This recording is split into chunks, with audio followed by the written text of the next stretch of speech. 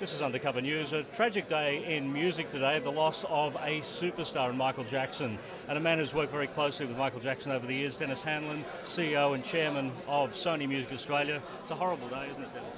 Terribly sad, Paul. It's, you know, sometimes the word legend gets overused, but Michael was a true legend, a pioneer in many ways, paved the way for so many in the industry. And, you know, I look back to when that Thriller album first came out, and just how impressed we all were with the brilliance, creative brilliance of those songs and those videos. Every song and every video turned out to be an event, really.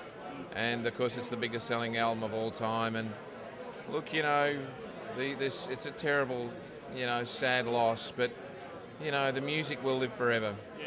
Well, you started to hear the news of Michael around 7 o'clock this morning. When did you first hear about it? Yeah, look, I was on the way to Melbourne to for our Sony Foundation charity function today for the bushfire appeal, and my boss from New York called me, and he just got the news, the confirmation of Michael's passing, and I have to say it was just one of shock and sadness, and you know, then to inform other people around the company, some other people who've obviously worked with me, with him, were very, you know, moved and saddened by it. And you know, I think another thing that I don't think he got enough credit for was the amazing work that he did for charities. He was very committed to that, the youth foundations and the underprivileged kids. He was very committed to it. And I have to say, he genuinely loved Australia. This was one of his favourite countries in the world. I was involved in those tours with him in '87 and '96.